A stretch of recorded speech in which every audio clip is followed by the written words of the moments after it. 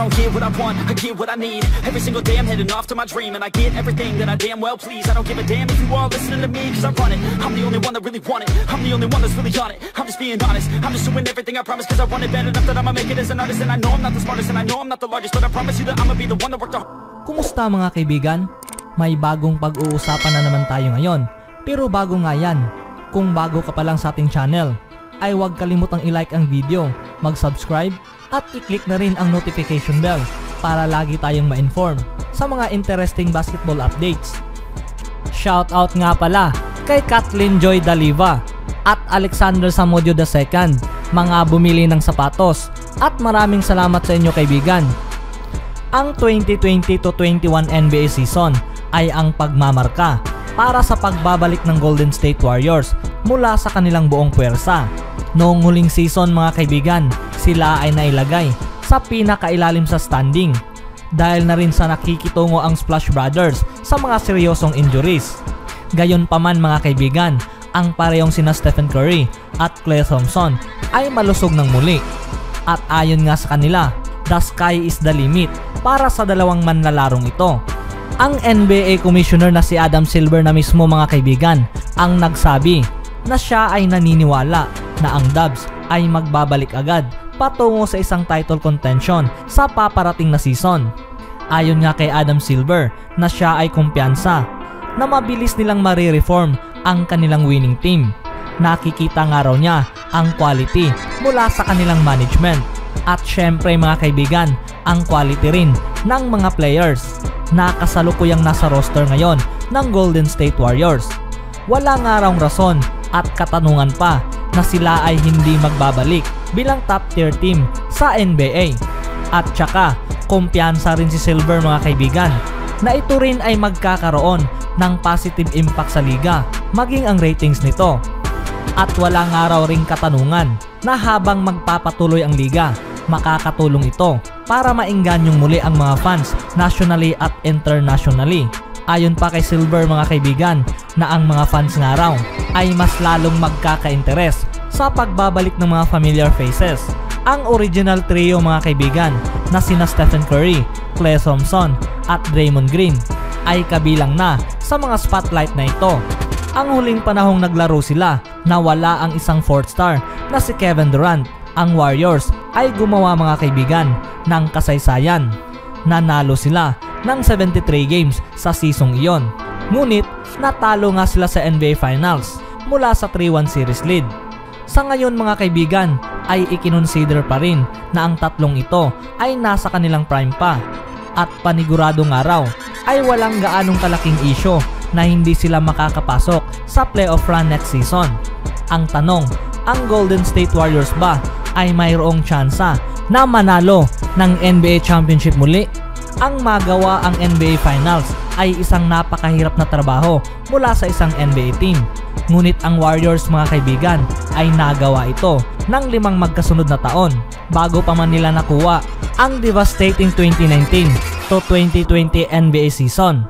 At bukod rito mga kaibigan, marami ang nagsasabi na pwede nilang mapanalunan ang 2019 NBA Championship kung hindi lang nagkaroon ng mga injuries ang mga key players ng Golden State Warriors. At sa ngayon, dahil ang team ay healthy muli, ang mga expectations mga kaibigan ay nanunumbalik para sa kupunan ng Dubs. At maraming nagsasabi ngayon na walang issues na ang team na ito na sila ay makikipaglaban muli sa isang NBA title. Hindi man ito magiging madali dahil sa huling isang taon mga kaibigan, ang Western Conference ay mas nagiging more competitive na.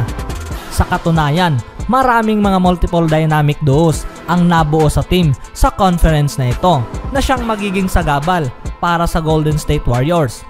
Ngunit kung iisipin mga kaibigan, ang kanilang 2 best players, kung andoon pa rin ang kanilang rhythm, walang duda na sila ay banta pa rin para sa lahat ng mga NBA teams, lalong-lalo na mga kaibigan kung makukuha nila ang Washington Wizard guard na si Bradley Beal. Ayon sa report mga kaibigan, ang Golden State Warriors ay ang tunay na banta para ma-trade nila itong si Bradley Beal. Dalawang teams ngayon sa NBA ang naghahabol para sa posibleng trade scenarios na ito kasama itong si Bradley Beal. Kabilang na nga rin dito ang current NBA champion ng Los Angeles Lakers at ang team na dinomina ang kalahating dekada ng kupo ng Golden State Warriors. Ang Warriors ay mayroong pagpipilian at napakaraming trade assets sa off-season na ito.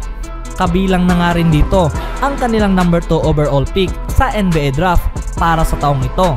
Ang makuha ng Warriors, itong si Bradley Beal mga kaibigan, ay maiihalin tulad noong 2014 to 15 Warriors team kung saan sila nga ay nanalo ng 67 regular season games. At tinalo nga nila sa panahong ito itong si LeBron James at ang Cleveland Cavaliers sa NBA Finals. At syempre mga kaibigan, maiihalin tulad din ito na ang team na ito mga kaibigan ay manunumbalik bilang isang super team tulad na lamang noong 2016 NBA season kung saan ay dagdag nga ng Warriors ang MVP player sa grupo na si Kevin Durant. Sa kabilang balita naman mga kaibigan, inireport na ang Philadelphia 76ers ay gumagawa ng paraan nang sa gayon ay makuha nila itong si James Harden. Isang potensyal na pagsasamang muli kasama ang bagong hired president of basketball operation na si Daryl Morey.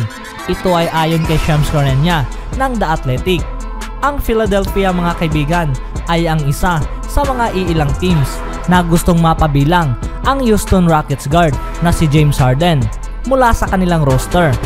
Si James Harden mga kaibigan ay mayroon pang kontratang natitira na may halagang $85.7 million over the next 2 seasons at mayroon nga itong $47.4 million na player option sa paparating na 2022 to 23 season. Bilang ganti, ang Houston Rockets mga kaibigan ay nagawa ang playoff para sa 8 magkasunod na taon. Ngunit ang team na ito ay nabigo para ma-reach ang NBA Finals sa stretch na ito. At last season, sila nga ay na-eliminated ng Los Angeles Lakers mula sa 5-game series sa Western Conference Semifinals. At ang franchise ngayon ay determinado para sa isang pagre-rebuild na posibleng makasama at maidil ang isang high-price asset na tulad na lamang ni James Harden. Ito rin naman mga kaibigan ay maiintindihan naman mula sa mga tao dahil itong si Morey ay gumugol ng 13 years bilang general manager ng Houston Rockets. Siya lang naman noon mga kaibigan ang nagka-interes sa manlalarong si James Harden pagkatapos nga siyang kinuha noong 2012 trade at sinubaybayan itong umusbong patungo sa isa sa top player sa NBA ngayon. Simula noon mga kaibigan, si James Harden ay umani ng All-Star selection bawat taon simula nang napadpad ito sa Houston Rockets. At idagdag mo pa nga rito ang MVP award at 3 scoring titles. Ayon pa nga kay Morey mga kaibigan na ang kanyang tunay na goal at plano ay ang manalo ng championship next season. So kung ano nga raw ang kanilang makukuha at gustong naisin ay tatrabahoin nila ito. At siya mga kaibigan ay excited na para sa potential championship run sa susunod na season. Nakabilang sa roster ang all-star na si Joel Embiid at Ben Simmons. Noong huling buwan, iniwan ni Daryl Morey ang Houston Rockets dahil gusto nga raw niyang magpahinga ng 1 taon. Ngunit kalaunan mga kaibigan, nahanap niya ang kanyang sarili na kung saan tinanggap nga niya ang trabahong inaalok ng Philadelphia 76ers. Dagdag pa ni Morey na si James Harden nga raw ay ang bumago sa kanyang buhay. Ang kanyang buong pahina nga raw ay maidedicate niya kay James Harden. Ang maparis sina James Harden kasama ang All-Stars na si Joel Embiid at Ben Simmons mga kaibigan ay isang nakakatakot na bagay para sa lahat ng mga NBA teams. Speaking of lipatan mga kaibigan, may isang report rin na itong si Giannis Antetokounmpo ay naghahanda na para pumirma ng long-term deal kasama ang Miami Heat. Ang Miami Heat mga kaibigan ay nabigo nga nilang makuha ang NBA title sa taong ito, kung saan na-fell short nga sila sa star-studded Los Angeles Lakers mula sa 6-game series sa NBA Finals. Kasama ang Heat mga kaibigan na muntikan na nga nilang mapagtagumpayan ang NBA Championship dahil na rin sa kanilang kasalukuyang roster. Ngunit si Pat Riley mga kaibigan at ang company ay ginagawa pa rin ang lahat para mailan lang nila ang player na si Giannis Antetokounmpo mula sa isang trade. At lumitaw mga kaibigan na ang superstar ay tila handa nang mag-commit para sa isang long-term deal. Ayon kay Ashley Nicole mga kaibigan, isang writer, na si Giannis nga raw ay nakatuon na ngayon para pumirma ng napakalaking kontrata sa kupunan ng Miami Heat. At ang deal nga raw na ito ay inaasahan na noon.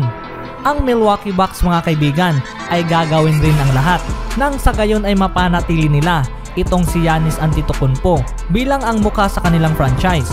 Gayon pa man, kung ang team mga kaibigan ay hindi pa rin makapag-build sa paligid ni Giannis Antetokounmpo at gusto nga nitong umalis, ang Miami Heat ay ang magiging realistic trade destination para sa player na si Giannis Antetokounmpo. Isang advantage para sa team ng Miami Heat kumpara sa mga ibang NBA teams na naghahabol ngayon kay Giannis Antetokounmpo ay ang kanilang young talent sa team mula sa kanilang lineup. Tunay na itong si Pat Riley ay tiyak na pananatilihin ang kanilang core na si Bam Adebayo at Jimmy Butler. Ngunit ayon sa report mga kaibigan, handa silang ibigay ang manlalarong si Tyler Hero at ang mga promising young players na tulad na lamang ni Kendrick Nunn at Duncan Robinson. Ang hinaharap ni Giannis Antetokounmpo ay naging hot topic patungo sa upcoming NBA season na siyang walang makakapagsabi mga kaibigan kung mananatili nga ba ito or sasanib nga ba ito sa ibang NBA teams para sa isang trade sa kanyang free agency sa 2021.